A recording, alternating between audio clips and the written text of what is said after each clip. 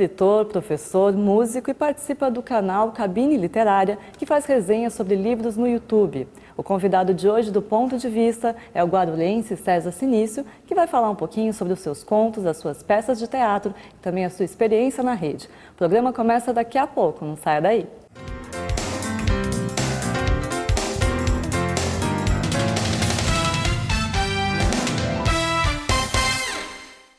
Você que acompanha a programação da TV Câmara Guarulhos, sexta-feira tem Câmara em Pauta inédito para você. Então já sabe, depois do Jornal da Câmara, o Câmara em Pauta traz parlamentares e especialistas nos mais diversos assuntos relevantes à nossa cidade. Então não perca, tá aqui o nosso convite. Câmara em Pauta, sexta-feira na TV Câmara Guarulhos, o canal da cidadania.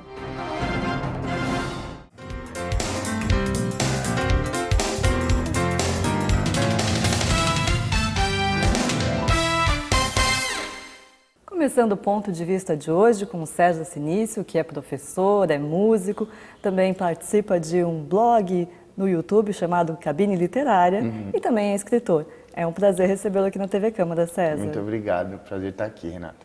Agora, falando um pouquinho do início da sua carreira, você é formado em psicologia, Sim. Que não tem assim, não tem uma ligação direta com isso que você faz hoje. Conta pra gente como é que foi essa transição da psicologia para dar aula e também trabalhar com arte. Tá, o que acabou acontecendo foi o seguinte, a minha mãe era psicóloga e então eu tinha um pouco dessa referência familiar e eu gostava da ideia de investigar o ser humano e como é que ele funciona e tal. E fui estudar psicologia porque me parecia uma carreira interessante. Mas para poder pagar o curso de psicologia, eu comecei a dar aula. E na época eu tive sorte, assim, tem umas coincidências, assim. Eu ganhei um computador do meu pai, ainda em 95, então era uma época em que pouca gente tinha computador. E aí eu aprendi a mexer no Windows, e aprendi a mexer no Word. E nessa época ainda existia gente que precisava fazer um curso para aprender a mexer no Windows e no Word.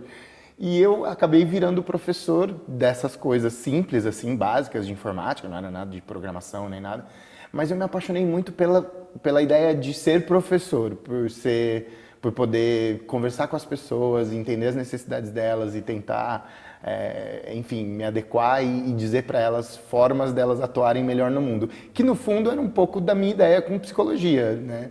Ouvir pessoas, entender quais as necessidades delas e entender de que forma eu poderia contribuir com a atuação delas no mundo. E eu percebi que, sendo professor, isso funcionava muito bem.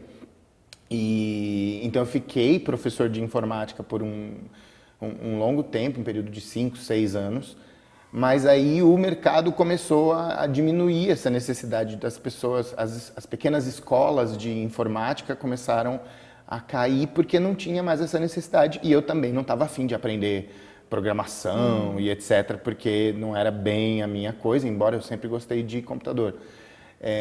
E aí, também, outra coincidência da vida, uma prima minha me mandou um anúncio de uma escola, eu fui para essa escola para fazer o processo seletivo e fui lá e falei, conversei e ok. E aí eu recebi uma cartinha, um mês depois, falando assim, olha, você foi ótimo, viu?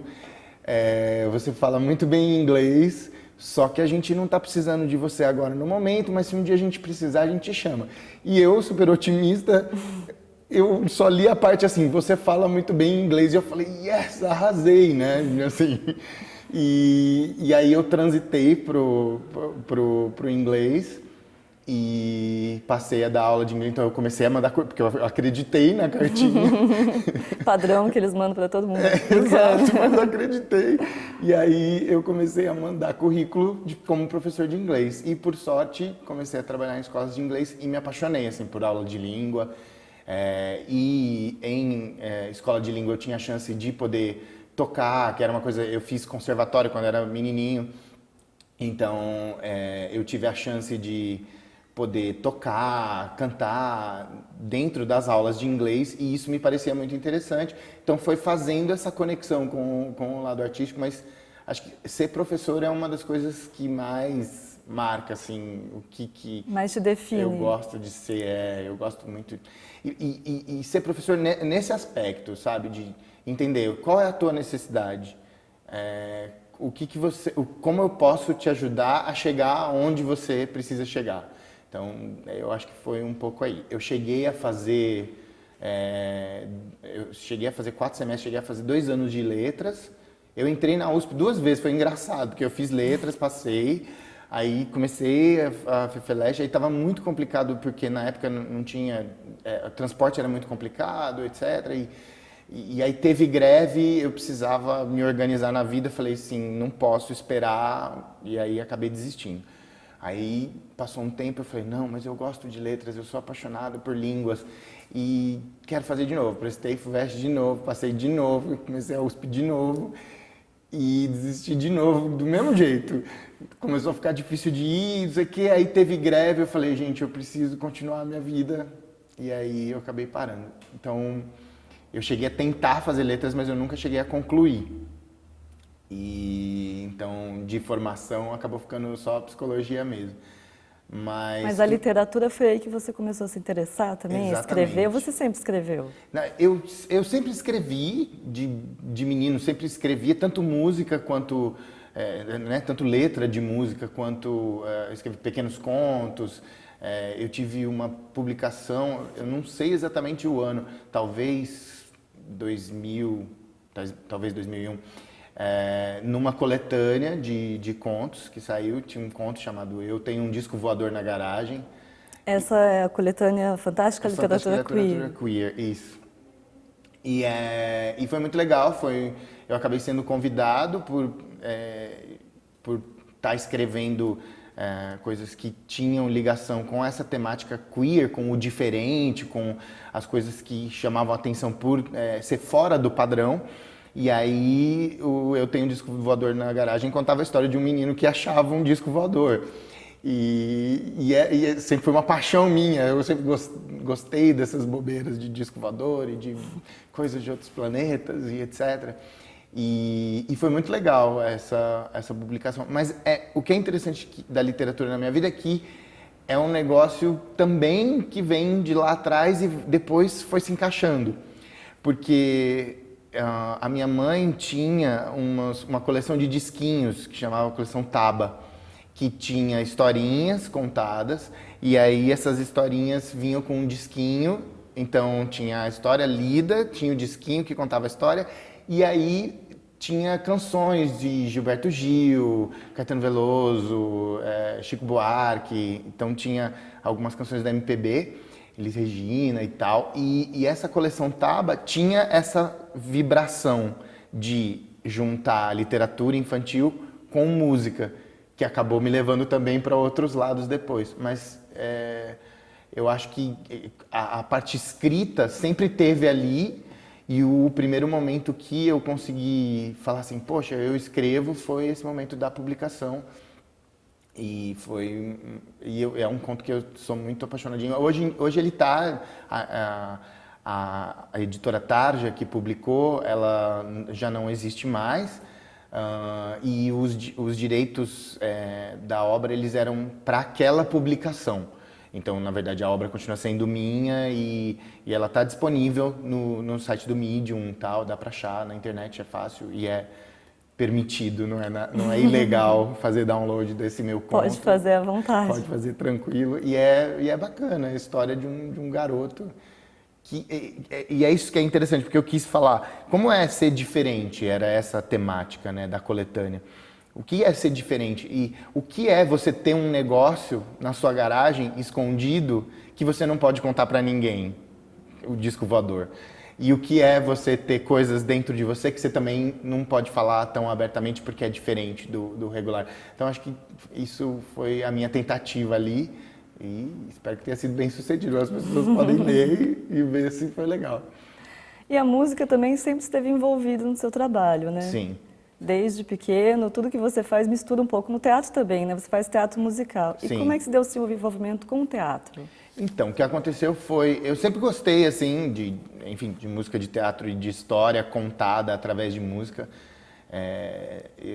Às vezes eu falo assim, se fosse definir, é óbvio que os contadores de história, eles têm, né, eles são um nicho assim, e eu acho complicado me definir como contador de história, porque eu tô ocupando um espaço que não é meu, assim. não é meu. Mas, assim, eu gosto de dizer informalmente que sou um contador de história desde sempre e gosto de ficar falando de coisas e etc. E eu percebi o poder de contar histórias através de música quando em 2000, assim, de maneira muito especial, quando em 2004 eu fiz a Oficina dos Menestréis do Oswaldo Montenegro em São Paulo. E aí eu fiz uma montagem do Noturno, que é um espetáculo do Oswaldo. Eu tinha visto no ano anterior, por recomendação de uma amiga, uma peça chamada Vale Encantado, que também é musical e que falava de contos de fada e misturava música com história. E quando eu fiz o Noturno, eu saí de lá e eu falei para minha irmã assim, Ana, a gente tem que fazer um negócio assim. Mas aí você atuava? Isso, eu atuei no Noturno, então era um curso de 4 meses, e aí nos 4 meses seguintes era a montagem da peça. E aí eu cantei e atuei lá. E aí quando terminou a temporada de apresentação, eu falei para minha irmã, a gente precisa fazer um negócio assim. E aí em 2005, logo depois desse período, eu e minha irmã fomos juntos, ela estudava no Homero, aqui em Guarulhos, ali na Vila Galvão, e ela foi comigo para a gente tentar montar um grupo. Então a gente foi, passou nas salas, tinha um projeto de final de semana que a escola ficava aberta, e aí a gente foi tentar ver se ocupava um espaço, eles cederam uma sala, aí a gente tinha que achar uma galera para participar. Então fomos passando nas salas e conseguimos uma meia dúzia de pessoas ali. Era impossível fazer o que a gente queria, porque eu tinha pensamentos grandiloquentes, assim, eu queria fazer uma peça com 50 pessoas, com um coro, com não sei o quê, e era impossível. Mas a gente acabou, em 2005, eu conheci várias pessoas legais, pessoas que trabalham e que atuam comigo até hoje. Makoto, um amigo meu, era um garotinho de 12 anos, e que, por causa dele, eu falei, poxa, a gente não vai conseguir fazer a peça que eu queria. Que eu tinha uma ideia na minha cabeça, eu tinha um nome, que era O Menino que Roubava o Tempo. E aí, O Menino que Roubava o Tempo, eu tinha uma música que eu tinha criado, que falava, se eu tivesse 8, eu seria bem melhor. Autopista, torre e montanha-russa. Só que eu só tenho 4 e é sempre carrossel que gira, gira e fica no mesmo lugar. Então era um menininho de 4 anos reclamando, tipo, eu queria ser mais velho para fazer as coisas que os mais velhos fazem. E aí a música ia progredindo, porque aí o cara que tinha 15 falava assim, eu quero ter 20. E aí o cara que tinha 40 falava assim, eu quero ter 10 de novo, porque tá chato pra caramba. Então a ideia minha era falar sobre essa insatisfação, mas essa peça não dava para fazer. Só que eu falei, poxa, um monte de gente legal, talentosa, que se juntou aqui, deixa eu tentar fazer uma coisa. E aí, na época, tinha lançado o filme Escola de Rock, do Jack Black, eu adorava. E aí a gente fez uma versão, assim, de Escola de Rock, com esse garotinho de 12 anos, que hoje trabalha comigo, dá aula de inglês junto comigo, continua tocando violão comigo, é super amigo. E então, ontem a gente estava lá com o filho dele lá em casa, brincando. Então, assim, virou parceiro mesmo. E a gente fez a escola de rock naquela época e eu desisti. Falei, ok, isso não vai acontecer. Então eu continuei assistindo teatro, fazendo as minhas coisas. A minha irmã começou a fazer curso de teatro, ela fez curso também lá na Oficina dos Menestréis, depois ela fez ETEC de artes de dança. Então ela foi se especializando mais nessa área e eu estava lá na área de letras, investindo na minha carreira também, trabalhando, que eu tinha que trabalhar. Aí, em 2011... eu falei para minha irmã que a gente devia tentar de novo. E aí juntamos, eu, minha irmã, meu irmão deu uma contribuída também, a família toda estava afim. Tem uma coisa muito positiva, assim, minha mãe e meu pai, até hoje a gente tem um pedaço da minha casa, tem guarda-roupa, e aí do lado do guarda-roupa tem, sei lá, umas 5 caixas, assim, e dentro dessas 5 caixas tem figurino, tem luz, tem um monte de coisa de peça desde 2011 até hoje. E os meus pais guardam lá e não reclamam muito da bagunça. Só um pouquinho. Só um pouquinho. Mas então, sempre teve uma participação, assim, sempre teve um incentivo. E aí então você em 2011 a gente conseguiu fez de realizar. novo. Em 2011 a gente passou de novo no Homero. E aí a minha mãe teve uma participação importante porque o grande lance era, eu precisava de um garotinho. Eu precisava de uma criança. Não de 4 anos, porque de 4 anos não ia dar. Mas eu precisava de um garoto jovenzinho que pudesse ser verossímil, parecer que ele tinha 4 anos no começo da peça e que também conseguisse decorar a fala e não sei o que, etc. E a minha mãe tinha uma amiga, Carol, e ela tinha um filho, o Ângelo, e o Ângelo foi lá fazer o teste e gostou do grupo. Eu passei no Homero de novo, sala em sala, a gente cantava música, cada sala, a gente cantava música, contava, explicava a história, não sei o que, gente, ó, sábado vai ter ensaio, venham. E aí aconteceu e o garotinho veio, o Ângelo veio, ele curtiu e eu fiquei assim, yes, vai dar certo. E a gente foi montando, então em 2011 as forças se juntaram e a gente conseguiu finalmente ensaiar e montar o Menino que Roubava o Tempo com um elenco de pessoas muito legais e todo mundo assim, na vibe voluntária e todo mundo com uma tranquilidade de saber que era... Eu acho que a gente nem tinha nome na época. Então tinha os amigos da minha irmã, os meus amigos, e todo mundo se juntava lá e a gente fazia. E a gente nem tinha nome. E eu tinha mania de chamar as pessoas de macaco, não sei por que diabos. Acho que foi a primeira empresa que eu trabalhei. A primeira vez que eu trabalhava numa empresa eu trabalhava com música. Eu trabalhava numa empresa de fabricação de caixas acústicas. Eu colava a madeira da caixa acústica. Já era música. Então já era da música, né? Desde sempre. E tinha um rapaz lá que me chamava de macaco. Não sei por que razão.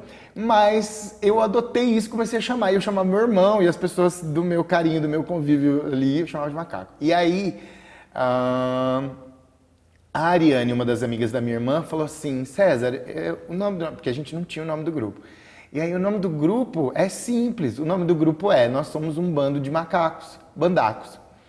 E aí foi assim que surgiu o nome do grupo. E o Bandacos tinha uma cara muito legal nesse sentido, de ser um grupo que era um grupo de brincar, de fazer teatro, não era um grupo que tinha uma seriedade de um processo, até porque não é a minha formação, né? E eu que estava dirigindo. Então a gente brincava de fazer teatro e de descobrir coisas e as pessoas traziam as contribuições que podiam. Quem dançava trazia contribuição de dança, quem era mais da vibe da atuação trazia exercícios para a gente atuar melhor. Então a gente foi trabalhando nessa vibe de brincadeira, ao mesmo tempo com um compromisso de apresentar um produto final que fosse bonito para o público.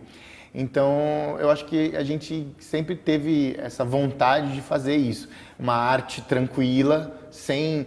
mais ou menos como os meus disquinhos lá que eu ouvia quando era pequeno. Sem um compromisso de ser uma coisa hiper sofisticada, mas que ao mesmo tempo tivesse uma sensibilidade quando a gente fosse apresentar para o público. E o Bandacos surgiu desse jeito. César, a gente vai fazer um pequeno intervalinho, mas depois a gente volta a falar um pouco das suas peças no segundo bloco, tá bom? Não sai daí, continue com a gente no Ponto de Vista com César Cinício. Se eu tivesse outro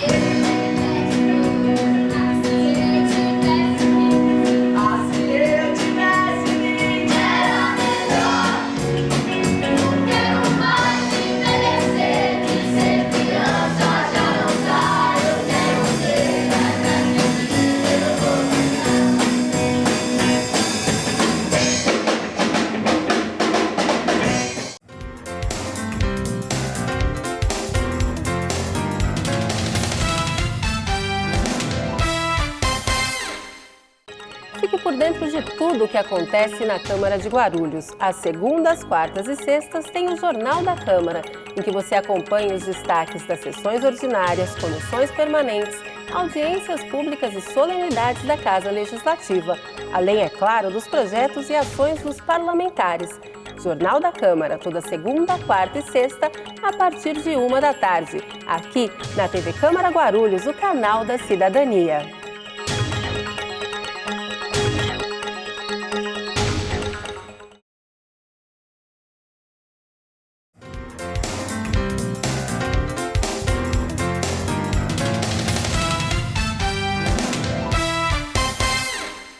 Voltamos com um ponto de vista, hoje recebendo o César Sinício, que é aqui de Guarulhos, é escritor, professor, músico, e a gente estava falando um pouquinho da sua experiência com o teatro, né? Você tem uma peça mais recente agora, que é A Menina de Quatro Cores. Isso. É deste ano essa peça? A gente apresentou em 2015 e também agora em 2016. Foram algumas apresentações nesses duas temporadas a gente fez. Depois que a gente terminou o Menino, a gente teve um hiato, a gente teve um período, 2014 a gente não apresentou nada. E o grupo sempre, como o grupo sempre teve essa cara informal, né, era gente que estava afim de fazer. Então, por exemplo, na primeira peça a gente tinha a minha banda, eu tinha uma banda de rock. Tinha uma banda que eu cantava de heavy metal. E aí os meninos da minha banda gostavam da proposta e eles faziam a parte da banda na peça. Aí, em 2013, por exemplo, eles já não estavam mais com banda comigo e tinham outros compromissos, alguns se mudaram de Guarulhos. E aí a gente inventou outros jeitos. A gente sempre teve reformulações, né? Falar de Bandacos não é exatamente falar sobre algumas pessoas, mas falar sobre um tipo de energia. Aquela coisa da informalidade brincalhona, mas que ao mesmo tempo tem uma carinha de vontade de fazer um produto final bonito. E aí, entre 2014 e 2015, a minha irmã tinha muitas músicas e eu queria também aproveitar as músicas que ela fazia, né? Porque a maioria das músicas na verdade, todas as músicas do Menino que Roubava o Tempo, fora os covers, fora cover famoso, né? Tem Beatles, tem uns trechos assim, são minhas. Mas aí, pra Menina de Quatro Cores, eu queria usar um pouco das músicas da minha irmã, porque eu queria músicas que uma menina tivesse criado e escreveu histórias sobre uma menina. E assim como o Menino eram histórias sobre a insatisfação com o tempo que você vive, a Menina de Quatro Cores era a proposta de falar sobre quais são as cores que são dadas para as meninas serem. Então, a minha irmã sempre teve um pouco disso, né? De querer pintar o cabelo, querer fazer as coisas diferentes e minha mãe tinha um pouco de conflito, né? E eu sentia isso, que eu, por ser menino, tinha muito mais privilégios sem precisar fazer nada por isso e que as meninas tinham um jeito de ser que já estava pré-determinado. E aí a peça foi a partir dessa visão de que era uma menina, e essa é uma coisa interessante também, porque uma das coisas que foi acontecendo, então o nome do grupo virou Bandacos, e aí era um bando de macacos, e aí isso foi fazendo surgir músicas e roteiros que falavam sobre uma tribo. Então o menino que roubava o tempo é um menino que quer ser mais velho, e depois ele vai ficar mais velho e aí ele fica arrependido, porque ele fala, ai meu Deus, cresci, agora não tenho tempo para nada e não sei o quê. Mas, ao mesmo tempo, era como se essa história acontecesse. Era como se essa história fosse contada a partir de uma tribo de contadores de história, que eram os Bandacos, uma tribo. E aí, na menina, a gente quis usar essa ideia de tribo de uma maneira mais forte. Então, assim, ela é uma menina de uma tribo, então ela é uma garota tribal, e na tribo tem muitos ritos, tem muitos jeitos de ser menina que estão pré-determinados. E ela não queria. Ela queria descobrir outros jeitos de ser. E aí ela vai passear por 4 cores, e aí a gente brincou com a ideia de 4 elementos, e falar sobre, então, por exemplo, como... até, por exemplo, quem acredita em signos, que fala, tipo, tem os signos de fogo, de água, de terra e de ar. Então a gente brincou um pouco com essas coisas dos arquétipos, e aí a minha experiência com psicologia e Jung e todas essas coisas de arquétipos Então, os arquétipos mais ligados à ideia de fogo, a energia mais de força, né, e de impetuosidade. E aí a menina vai aprendendo com as meninas que ela conhece no caminho. Então ela vai trilhar uma jornada e ela vai conhecendo meninas no caminho. E ao fim desse caminho, ela fica extremamente decepcionada, porque ela fala, eu não sou fogo, eu não sou vermelha, eu não sou água, eu não sou azul, né? Eu não sou nenhuma dessas cores, eu não sou nenhuma dessas meninas que eu fui lá conhecer. E ela fica extremamente decepcionada e tal, então tem um momento dark ali. E nesse momento dark vem luz dela ouvir as vozes dessas pessoas, não dizendo assim, você tem que ser eu, mas você pode absorver pedaços de mim e ser um pouquinho de cada uma dessas cores, e aí ela se torna menina de 4 cores. E então essa é a ideia, mais ou menos, do percurso da menina ao longo da peça, e isso vai acontecendo musicalmente, e as pessoas vão narrando. E o estilo da peça é diferente porque, embora a gente tenha algumas cenas com diálogos, é um pouco fora do teatro tradicional, em que a maior parte da ação ocorre via diálogo, então você mostra o que está acontecendo através dos personagens interagindo. A maior parte das peças que o Bandacos criou até hoje, que foram essas duas, nossa, né? A maior parte que das foram duas. essas duas,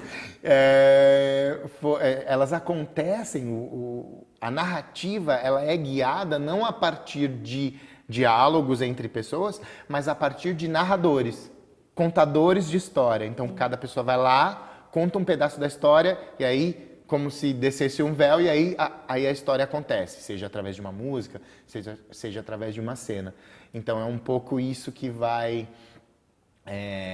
dando a toada da peça da menina, e foram 2 anos muito legais, de muito aprendizado. A peça ainda está em... Vocês têm previsão de outras apresentações? Por enquanto não, o grupo está num hiato novamente,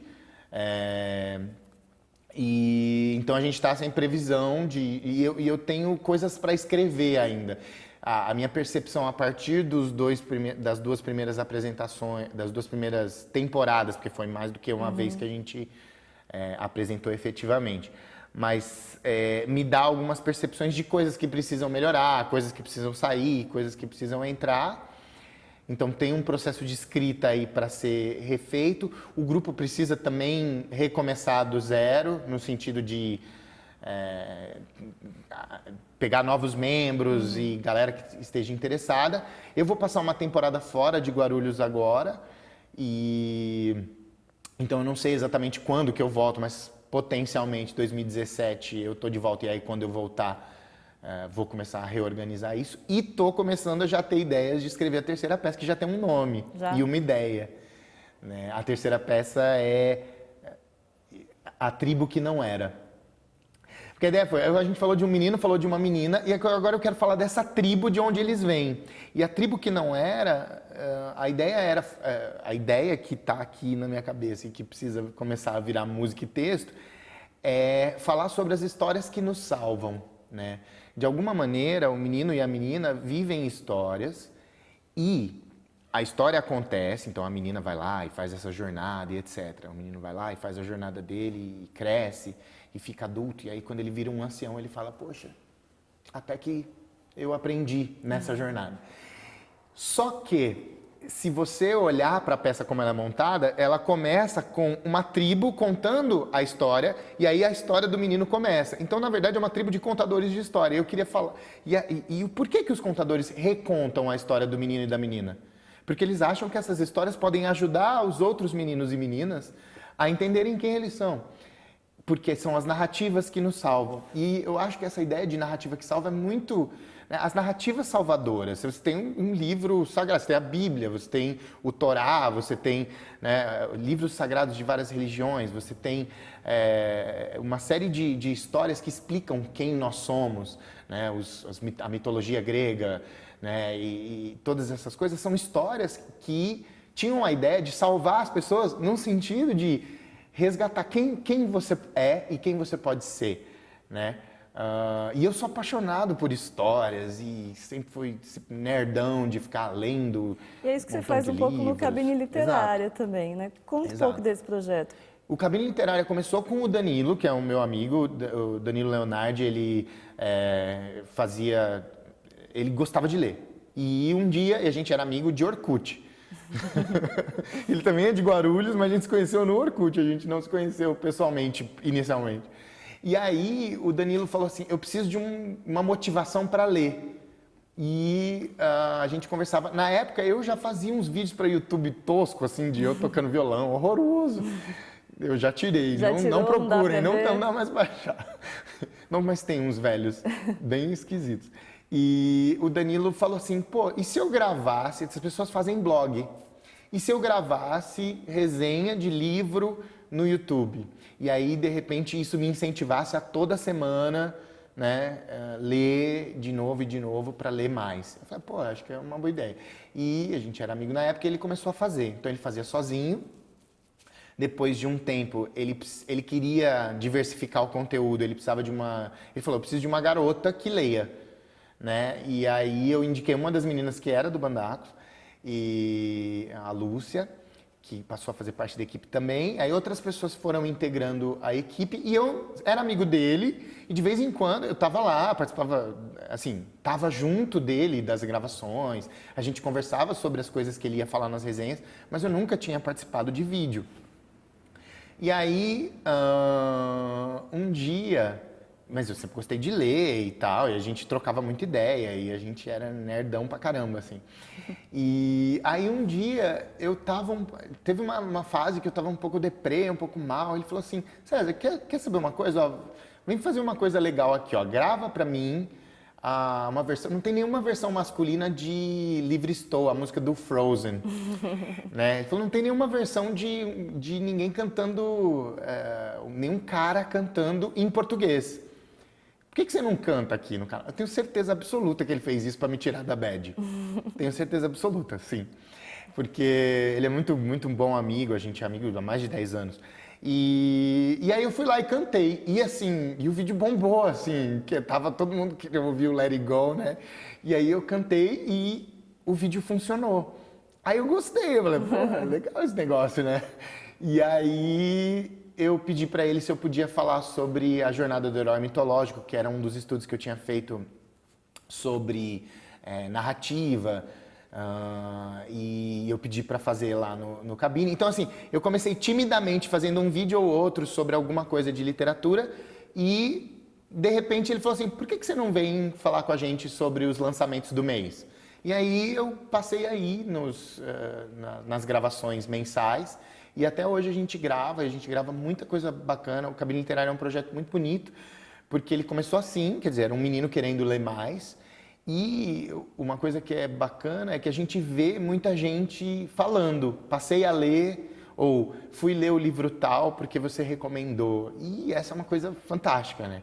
A gente fica muito orgulhoso de poder fazer parte, um pedacinho da vontade de uma pessoa de ler, que é uma coisa que a gente considera tão importante, tão legal. E é voltado bem a esse público infanto-juvenil. Você também sempre se identificou com esse público, porque as suas histórias costumam retratar isso também, né? O Cabine Literária tem majoritariamente público jovem adulto, que é até o tipo de livro que era lido. Então o Danilo começou lendo e falando no canal sobre Harry Potter, Percy Jackson e esse tipo de coisa, né? Eu acho que até, inclusive, uma coisa interessante sobre o Bandacos, porque do menino para a menina, eu acho que teve um pouco um pouco de levantar um pouco a idade do público-alvo, porque o menino é muito mais infantil do que juvenil, embora infanto-juvenil, e a menina é muito mais juvenil do que infantil, embora infanto-juvenil. Né? Então, porque as questões que são trabalhadas são mais ali. Mas no Cabine, o leitor é o adolescente, o jovem adulto, que hoje em dia tem lido muito mais, o que é uma coisa ótima, né? Que a moçada tenha se interessado e continue se interessando por ler. Eu acho que isso é uma coisa muito importante, a gente quando falei da minha formação, eu não consegui me formar em letras, mas eu acho que a gente se redescobre tanto e a gente se entende melhor a partir das narrativas dos outros, que é a história da terceira peça, mas também que é a história da minha vida, de ler... Você tem referências, assim, que você de citaria, coisas de que eu li, autores assim. que você... Eu não sei dizer, eu não sei precisar, assim, mas assim, quando eu li O Senhor dos Anéis, por exemplo, a minha vida foi transformada. Eu falei assim, uau, um cara velhinho, né, tranquilão lá, sentado na mesa dele, tomando chá, de boas, escreveu sobre esses universos fantásticos e sobre dragões e sobre, né, buscas, jornadas heróicas. E eu acho que foi uma das coisas que me marcaram. Eu jogava RPG, então eu ia viver essas aventuras, né, narrativamente, conversando com os meus amigos e jogando dados lá a noite inteira. E então foi legal descobrir, eu acho que essas coisas também, o RPG também teve uma influência no tipo de literatura de fantasia que eu sempre gostei. Eu gosto muito de Tolkien, eu sou apaixonadíssimo, é clichê pra caramba, mas eu sou apaixonadíssimo por Harry Potter. e pelo que Harry Potter fez por mim, porque eu li os 3 primeiros livros, chorei na história, achei maravilhoso, e aí eu precisava aprender mais inglês. E olha só como as coisas vão se encaixando de um jeito, né, maluco. Eu precisava aprender mais inglês e eu falei assim, pô, eu gosto de música em inglês, eu canto música em inglês, mas nem sempre eu entendo. Eu gosto até de compor em inglês, mas nem sempre eu sei o que eu estou falando. E aí ia lançar o 4º livro do Harry Potter, então faz tempo. Ia lançar o 4º livro, ainda não tinha lançado o 4º livro, não é um filme. O 4º livro do Harry Potter não tinha sido lançado e eu falei, sabe o que eu vou fazer? Eu já li em português. Eu vou reler os livros em inglês. E aí eu comprei os livros em inglês e fui reler, porque aí eu já sabia a história, então eu não sofria tanto. Ai meu Deus, estou desesperado por cada vocabulário, e mais, pegava o dicionáriozinho, não tinha Google Translator na época, pegava o dicionáriozinho, ia lá e descobria. Meu mini dicionário Collins, eu tenho um pequenininho verdinho até hoje. E eu fui fazendo esse esforço. Então, Harry Potter também, né? J.K. Rowling teve uma influência legal. Eu gosto muito do Neil Gaiman. Ele escreve contos de realismo fantástico de um jeito muito legal. Mas eu também gosto de literatura brasileira, por exemplo, até de autores desconhecidos. O Murilo Rubião é um autor que escreve contos, ele só escreveu contos, a obra inteira dele é pequena, as obras completas dele dá um livrinho assim, muito pequenininho. E são contos de realidade fantástica. Então ele começa a falar de uma coisa, então ele estava falando assim, aí o César estava conversando com a Renata, e aí a Renata puxou um chapéu com um coelho dentro dele. E é assim, do nada, não faz muito sentido. Mas tem um modo de narrar do Murilo Rubião que é muito fantástico. Eu sou apaixonadíssimo. Eu fiz trabalho quando eu ainda estava na USP, eu fiz trabalho sobre ele e sou muito apaixonado. Eu gosto da ironia do Machado de Assis. Eu não sei escrever desse jeito. Eu sou mais Murilo Rubião, eu sou mais viajandão, assim. Mas eu gosto da ironia do Machado de Assis e do quanto isso mostra sobre o jeito do brasileiro de encarar as coisas e de criar, né, as regras conforme, tipo, a cada passo que você dá, você fala, ok, a regra do próximo passo vai ser tal. E ele fala um pouco desse nosso jeito, né? E eu acho isso também muito fascinante. César, nosso tempo já acabou. Foi rápido, infelizmente. Não, eu queria agradecer a sua participação. Se quiser deixar um recado para o nosso telespectador, para conhecer o seu trabalho também. Legal. Eu tenho meus perfis públicos aí de se procurar por César Sinício, tem Twitter, tem Facebook, tem todas essas coisas para me encontrar. E se procurar sobre o Bandacos, tem muita coisa interessante. O projeto está em pausa, mas é uma paixão, é um propósito de vida, assim, contar histórias. Então, quem quiser conhecer pode procurar por Bandacos, que dá para achar. E fiquem atentos, né? De repente, é só a gente entrar em contato quando as coisas estiverem fervilhando novamente. E aí a gente se junta para, de repente, esses encontros mágicos acontecerem de novo. Eu agradeço pelo convite e é isso aí. Obrigada. Obrigado. Esse foi o nosso ponto de vista de hoje. Muito obrigada pela sua audiência. A gente se vê numa próxima oportunidade. Tchau.